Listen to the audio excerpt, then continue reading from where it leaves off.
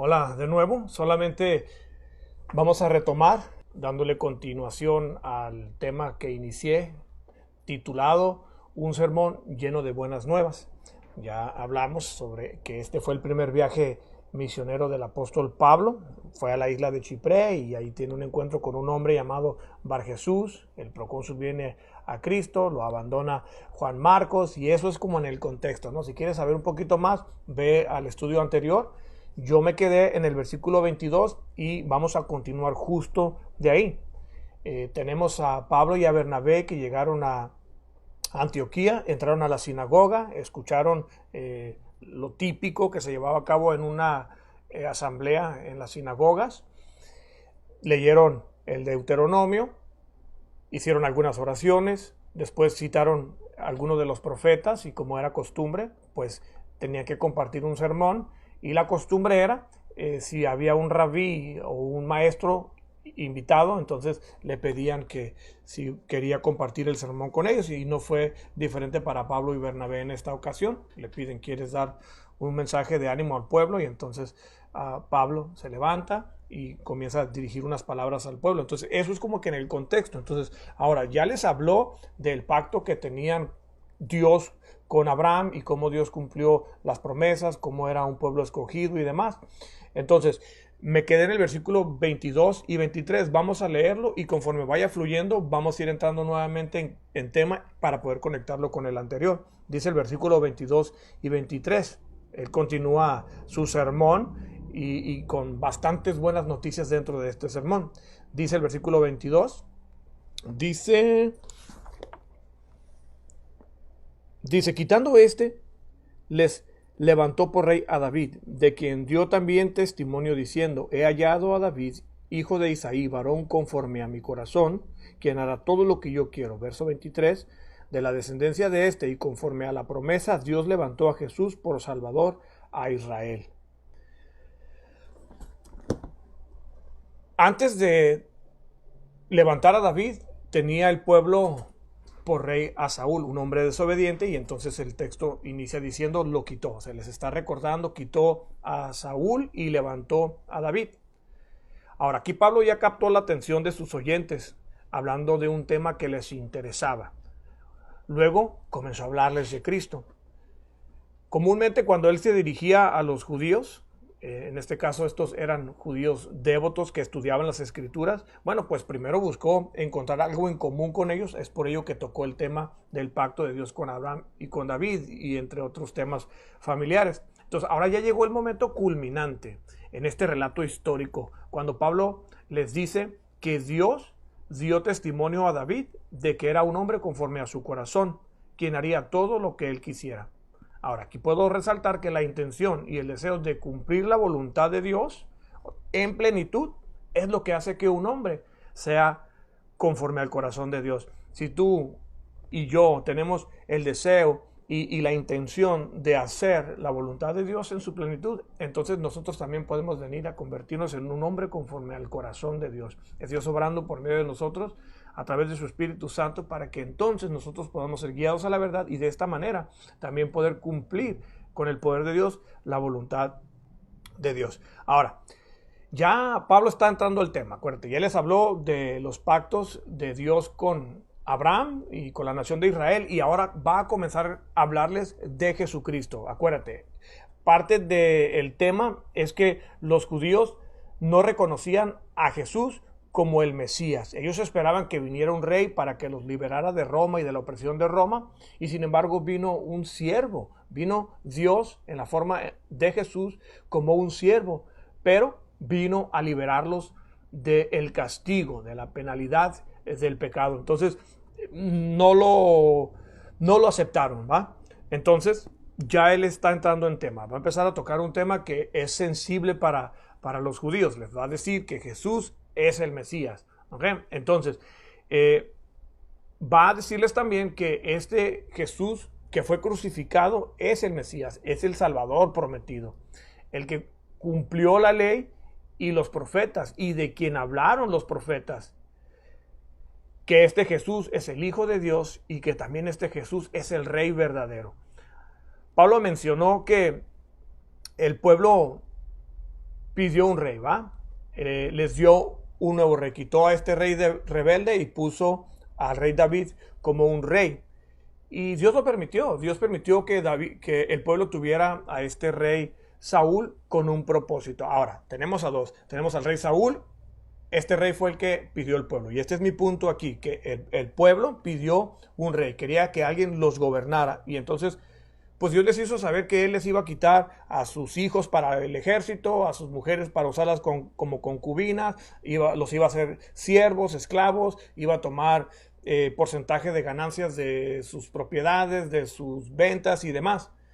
Que no era una buena idea y sin embargo el pueblo dijo, no, pues así lo queremos, como todas las demás naciones. Entonces tiene una muy buena enseñanza el que Dios haya permitido eso. Y ahora, acá tenemos al rey David prometido y no solamente un rey conforme a su corazón, sino que por medio de él Dios cumpliría las promesas de un linaje y entonces poner a alguien en el trono para siempre. Y este es Jesús. Obviamente, ya me estoy adelantando. Pero bueno, hasta este punto, la enseñanza que nosotros podemos tener es que el gobierno de Dios siempre es mejor. Un gobierno teocrático, donde Dios Padre, Dios Hijo y Dios Espíritu Santo gobiernan. Y ahora donde Dios opera a través de la iglesia. Una iglesia llena de su Espíritu Santo y una iglesia dirigida por Él. Ahora, entonces, mira lo que dijo de su rey, Pablo. Hablando de Pablo,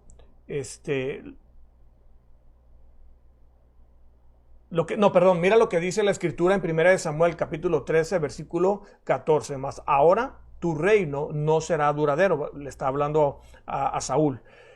Jehová ha buscado un hombre conforme a su corazón, el cual Jehová ha designado para que sea príncipe sobre tu pueblo, por cuanto tú no has guardado lo que Jehová te mandó. O sea, Saúl era un gobernante desobediente, y entonces por esa causa lo quitó, y ahora viene a poner al rey David, ¿no? Un hombre conforme a su corazón. También el Salmo 89, 20 dice, hallé a David mi siervo, a quien yo he ungido. Entonces, aquí ya Pablo está entrando a un tema donde ya tocó algunos puntos que tenían en común, ¿no? Escogidos, cómo Dios los liberó con mano poderosa a través del desierto, todas las victorias que le dio, hasta llegar a David. Es por eso que mencioné cómo Dios está cumpliendo su palabra. Entonces, este sermón, que está lleno de buenas noticias, también nos habla de un Dios que cumple su palabra. Entonces, ¿qué más está diciendo Pablo en este sermón lleno de buenas nuevas? Bueno, pues está hablando de la promesa de Dios hecha a David. Dice 2 Samuel 7:12, y cuando tus días sean cumplidos y duermas con tus padres, yo levantaré después de ti a uno de tu linaje, el cual procederá de tus entrañas y afirmará su reino. Nadie menos que nuestro Señor Jesucristo. Aquí está hablando de nuestro Señor Jesucristo. Número 2, la profecía de que Dios le levantaría una simiente más grande que todas a David. Isaías 9, 6 y 7 dice, porque un niño nos es dado, un niño nos es nacido, hijo nos es dado, y el principado estará sobre sus hombros, y se llamará su nombre admirable, consejero, Dios fuerte, Padre eterno, príncipe de paz. Lo dilatado de su imperio y la paz no tendrán límite. Sobre el trono de David y sobre su reino, disponiéndose y confirmándolo en juicio y en justicia desde ahora y para siempre. El celo de Jehová de los ejércitos hará eso nuevamente, nadie menos que nuestro Señor Jesucristo. Número 3, la profecía. Él está hablando esto en su sermón. Pablo está hablando esto en su sermón. La profecía de que le daría el trono de David a aquel cuyo es el derecho, o sea, al que tiene el derecho para el trono. Mira lo que dice Ezequiel 21, 27. Arruina, arruina, arruina los reduciré, y esto no será más hasta que venga aquel cuyo es el derecho, y yo se lo entregaré. Nuevamente, nadie menos que nuestro Señor Jesucristo. Y número 4, el cumplimiento de la promesa y de la descendencia de David. Dios levantó un Salvador a Israel, y este es Jesucristo. Mira que dice Mateo 1:21, y dará a luz un hijo y llamará su nombre Jesús, porque él salvará a su pueblo de sus pecados. Entonces, en este sermón de buenas nuevas, esto es lo que Pablo les está diciendo. Entonces, ahora está entrando para hablarles de Jesucristo. Mira cómo Pablo también menciona a Juan el Bautista. Ya está entrando en tema, ¿te das cuenta? Ya está entrando en tema y ahora va a mencionar en los versículos 24 y 25 lo que Juan habló sobre Jesús. Dice el 24, antes de su venida, predicó Juan el bautismo de arrepentimiento a todo el pueblo de Israel. Mas cuando Juan terminaba su carrera, dijo, ¿quién pensáis que soy? No soy yo él, mas he aquí viene tras mí uno de quien yo no soy digno de desatar el calzado de sus pies. Ahora aquí Pablo lo mencionó con un propósito, resaltar que el mensaje que Juan anunció era sobre Jesús. Juan mismo dio testimonio diciendo, yo no soy el Cristo. Es más, él dijo, yo no soy digno de desatar la correa de sus sandalias, haciéndole superior a sí mismo, ya que Juan era un hombre considerado profeta y lo tenían en alta estima. Inclusive Juan fue testigo cuando lo bautizó, cómo los cielos se abrieron y se escuchó una voz del cielo, la voz del Padre, diciendo, este es mi Hijo amado, en quien yo tengo complacencia. Y entonces el Espíritu Santo descendió sobre él en forma de paloma. Entonces, ahora, en este sermón lleno de buenas nuevas, Pablo está mencionando lo que el mismo Juan el Bautista dijo sobre Jesús y lo que él testificó. Ahora, en el tema del sermón lleno de buenas nuevas, bueno, en la primera sección de este sermón, pues vimos del versículo 17 al 25 una revisión de la historia de Israel. A partir del momento en el que Dios escoge a Israel, su liberación de Egipto y hasta donde Él viene y escoge al rey David. Y todo esto es en cumplimiento al pacto, a las promesas y profecías hechas sobre el pueblo de Israel y sobre nuestro Señor Jesucristo. Ahora, un breve resumen del pacto de Dios con la nación de Israel. Fue lo que vimos. Ahora ya vimos que los escogió, ¿no? Hizo pacto con ellos, les dio la ley y los mandamientos, les hizo promesas y las cumplió, los enalteció, los hizo una nación grande y numerosa. Ahora también los sacó de la esclavitud en la que se encontraban en Egipto. También cuando los llevó a través del desierto los soportó durante 40 años. O sea, mostrándose un Dios paciente y amoroso con ellos. Destruyó a las naciones enemigas, o sea que les dio victoria tras victoria. También les dio una heredad, una tierra para morar. Les dio jueces para que los guiaran, para que los gobernaran. Les dio un rey, en este caso al rey Saúl, que ya lo mencioné, un rey desobediente. Dios cumplió su promesa también a David, que de su linaje vendría uno cuyo reino sería eterno. ¿Y quién vino de su linaje? Nada menos que nuestro Señor Jesucristo, el Salvador y el Rey prometido. Sin embargo, y a pesar de todo esto, no pudieron ver que Jesús era el Mesías prometido. Estaban ciegos. Querían relacionarse con Dios por medio de su propia justicia. Ahora, en esta segunda sección del sermón, que abarca del versículo 26 al 37, él va a tratar sobre la muerte, la resurrección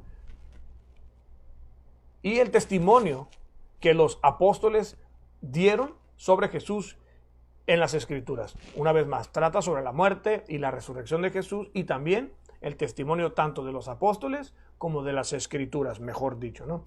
Entonces, vamos a leer del versículo 26 al 37. Están un poquito larguitos, pero ya que los lea, entonces solamente voy a resaltar unos puntos importantes que considero para poder llegar a la conclusión. Versículo 26 al 37.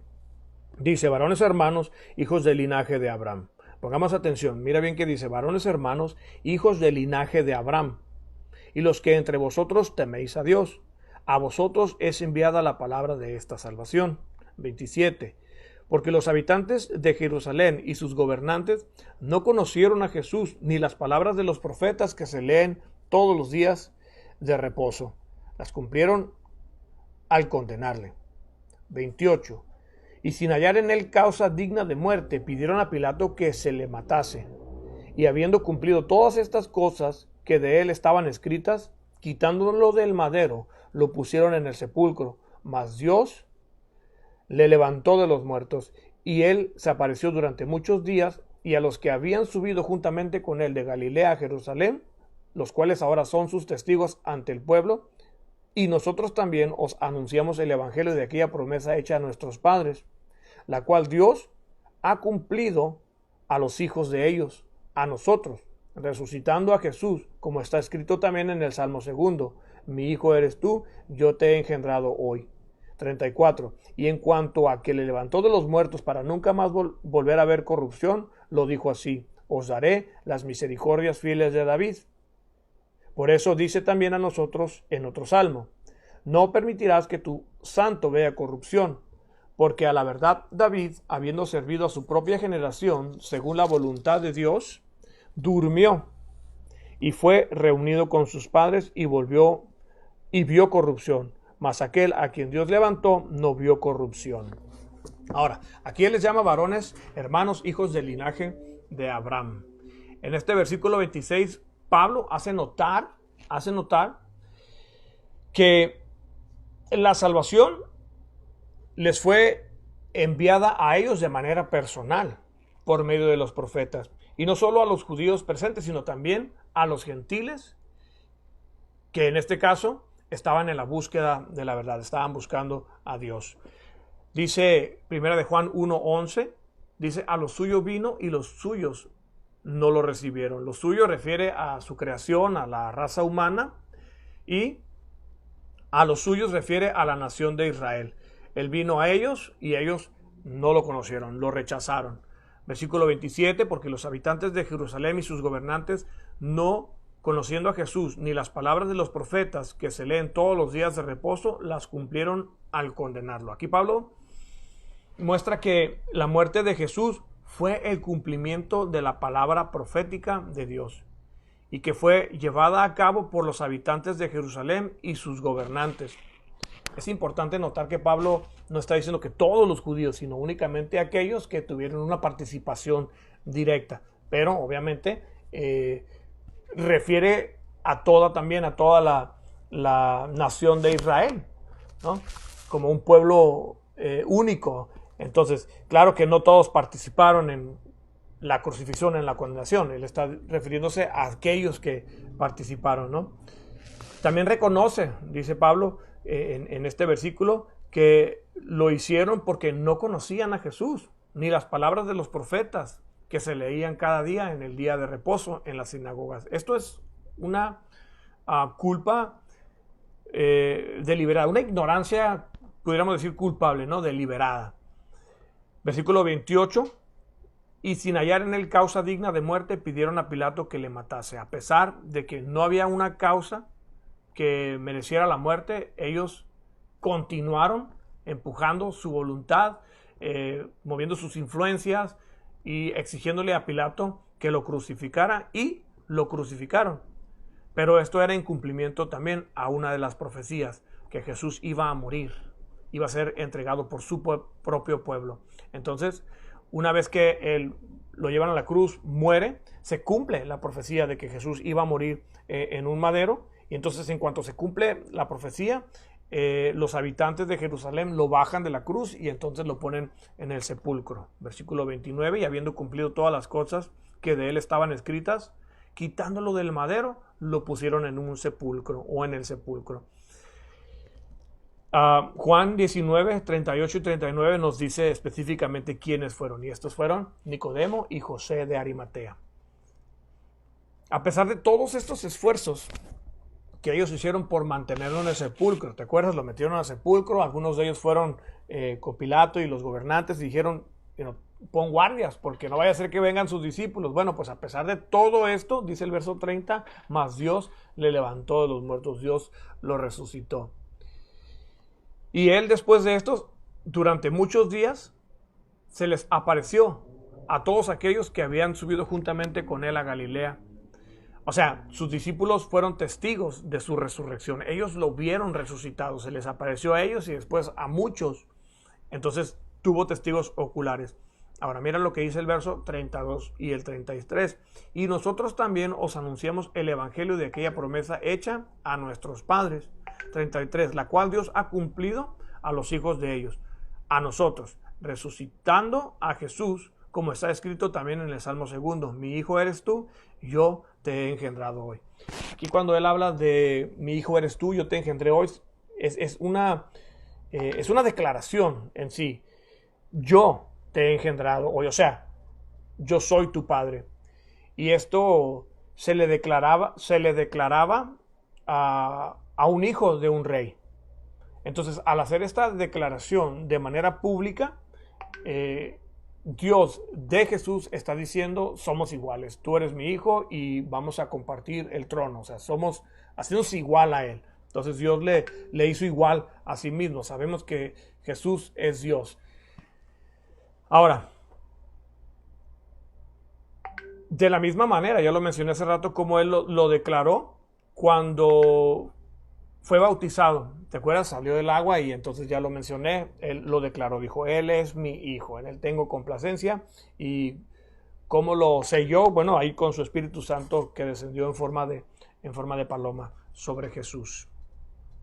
Y por supuesto, al resucitarlos de entre los muertos. Dice en Romanos 1, 3 y 4, Jesús, que era del linaje de David según la carne, fue declarado Hijo de Dios con poder según el Espíritu de santidad. Más claro que eso no puede estar. Hijo de Dios, fue declarado Hijo de Dios con poder según el Espíritu de santidad. Y esto también refiere a que viene del linaje de David según la carne. Jesús fue 100% hombre, Jesús fue 100% Dios. Versículo 34 al 37.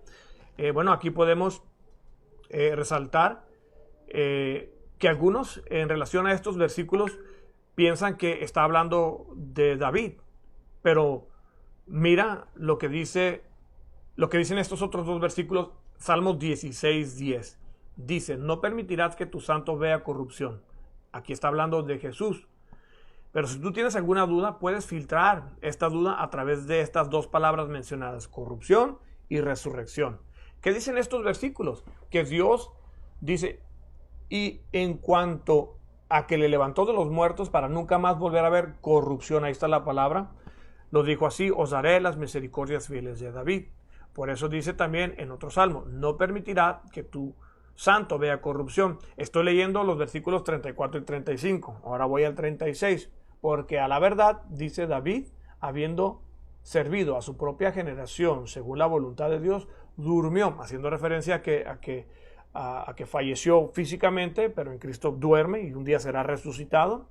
Dice, y fue reunido con sus padres y vio corrupción. Sabemos la historia de David, sabemos que pecó David. Mas aquel, dice el versículo 37, a quien Dios levantó, o sea, refiriéndose a Jesucristo, porque Él lo levantó entre los muertos, no vio corrupción. Entonces, para quienes piensen que quizás está refiriéndose a David, que algunas veces puede malinterpretarse, bueno, pues está clarísimo que está hablando sobre Jesús. Entonces, si hay alguna duda, mira este Salmo 16, verso 10, y fíltralo a través de estas dos palabras, que realmente es clarísimo. Serías un testarudo, tú y yo, si realmente nos aferramos a decir que es David, ¿no? Y entonces verás que David sí pecó, que David vio corrupción y que David murió y sigue muerto. Dice Hechos, muy claro, en el capítulo 2, versículo 29, 32. Ya lo estudiaron anteriormente, pero dice así, varones hermanos, se les puede decir libremente del patriarca David, que murió y fue sepultado, y su sepulcro está con nosotros hasta el día de hoy. Pero siendo profeta y sabiendo que con juramento Dios le había jurado que de su descendencia, en cuanto a la carne, levantaría al Cristo para que se sentase en su trono.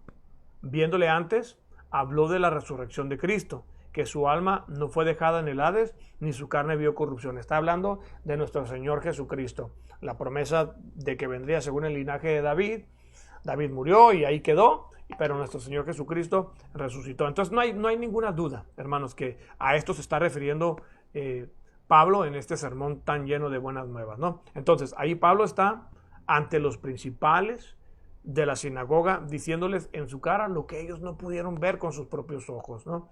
Entonces, el sermón que Pablo les está compartiendo, ya lo vimos, del versículo 17 al 25, les hace una síntesis de la historia de Israel y de los pactos. Ahora, en el versículo 26 al 37, pues ya vimos que trató con la muerte, la resurrección de Jesús y el testimonio de los apóstoles. Juan el Bautista mismo testificó, los apóstoles fueron testigos oculares. Y también las escrituras, como ya leí en Romanos, dan testimonio de que Jesús es Dios, de que Jesucristo es el Mesías. Y esto es una gran noticia para el pueblo judío que Pablo está anunciando en las sinagogas. Perdón. Sin embargo, vamos a ver más adelante, conforme el capítulo avanza, que las cosas no salieron del todo como Pablo pretendía. Pero mientras tanto, podemos entrar nosotros a la tercera sección de este mismo sermón que Pablo está compartiendo en Chipre, en la sinagoga que está en Antioquía. Versículo 34 y 39, y ya con eso vamos a terminar. Esta es la tercera sección de este sermón tan lleno de buenas nuevas. Una palabra de ánimo. ¿Y cuál es esa palabra de ánimo que Pablo le está dando al pueblo en la sinagoga? Que en Jesús hay perdón de pecados. Mira lo que dice el 38 y 39. Sabed pues esto, varones hermanos, que por medio de él se os anuncia perdón de pecados. 39.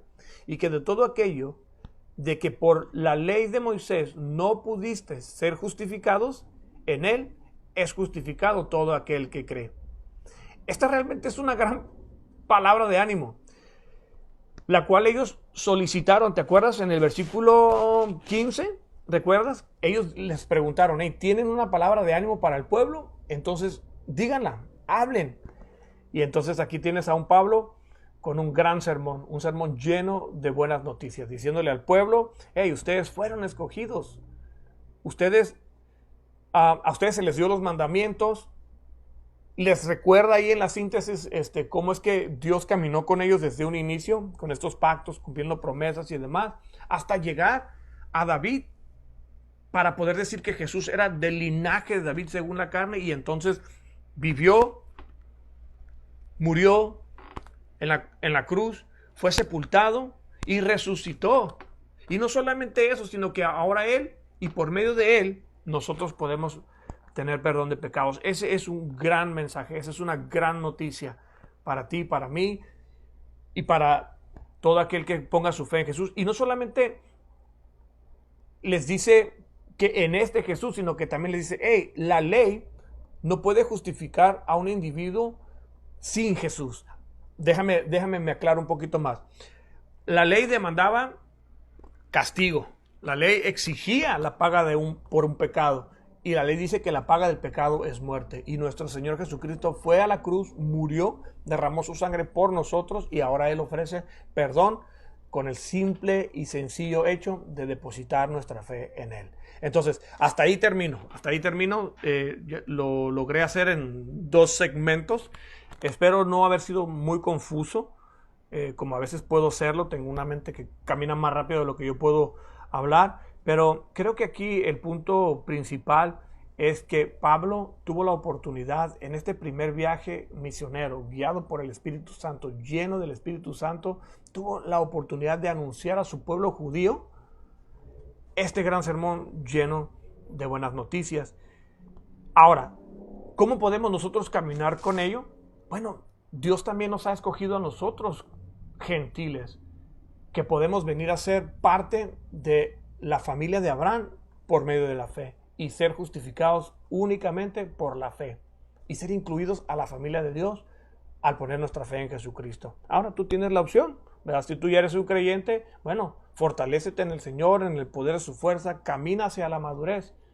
Y también a los tuyos que tienes inmediatos, hijos, esposos y demás, permanezcan en la palabra, pero también compartan este sermón que está lleno de buenas nuevas.